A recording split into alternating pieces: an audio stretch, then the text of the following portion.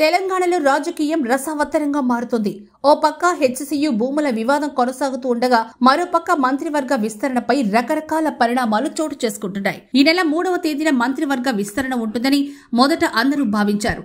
List final అయినట్లు చర్చ జరిగింది. 4 పేర్లు కూడా ప్రచారంలోకి వచ్చాయి. అయితే ఢిల్లీ కేంద్రంగా చివరి నిమిషంలో కొత్త ట్విస్టులు చోటు చేసుకున్నాయి. మంత్రుల లిస్టుపై పార్టీ అగ్రనేత రాహుల్ అయితే ట్విస్ట్ ఇచ్చారు. కొందరి పేర్లపైన అభ్యంతరం వ్యక్తం చేసినట్టు తెలుస్తోంది. దీంతో పార్టీ నేతలు కొత్త జాబితాపైన కసరత్తు చేస్తున్నారు. దీంతో మరో 2 పేర్లు కూడా తెర మీదకొస్తున్నాయి.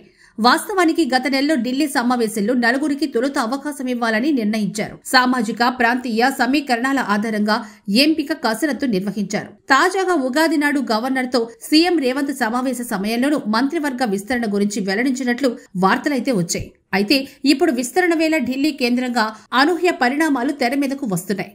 మంత్రివర్గ విస్తరణలో పేర్లపైన రాహుల్ ఆరా తీసినట్లు సమాచారం. అందులో మంత్రి సోదరుడికి అవకాశం ఇవ్వటంపైన ప్రశ్నించినట్లుగా చెప్తున్నారు. ఇప్పటికే అన్న మంత్రిగా ఉండగా ఆయన సోదరుడికి తిరిగి ఏపీ అవకాశం ఏంటంటూ రాహుల్ ప్రశ్నించినట్లుగా సమాచారం. అయితే పార్టీలో చేరే సమయంలోనే అతనికి మంత్రి పదవిపైన హామీ ఇచ్చినట్లు పార్టీ నేతలు వివరించారు. తాము పూర్తి స్థాయిలో ఆలోచన చేసిన తర్వాత తుది నిర్ణయం చెప్పే వరకు వేచి చూడాలని స్పష్టం చేసినట్టు తెలుస్తోంది.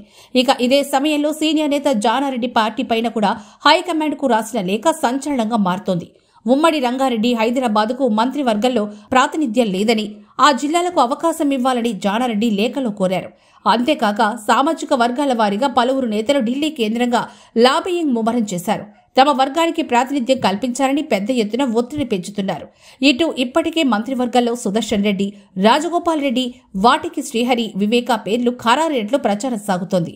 ఇప్పుడు రాహుల్ అభ్యంతరంలో ఈ పేర్ల లిస్టులో మార్పులు చోటు చేసుకునే అవకాశం కనిపిస్తోంది. పార్టీలో సీనియర్లు, సామాజిక అంశాలు, జిల్లాల కూర్పు వంటి అంశాలు తెర మీదకు రావడంతో నేడు మంత్రివర్గ విస్తరణ జరగడం లేదని స్పష్టమవుతోంది. ప్రస్తుతం రేవంత్తో పాటుగా పార్టీ ముఖ్య నేతలు ఢిల్లీలోనే ఉన్నారు. దీంతో మంత్రివర్గ విస్తరణపైన ఈరోజు కీలక పరిణామాలు చోటు చేసుకునే అవకాశాలు లేకపోలేదు.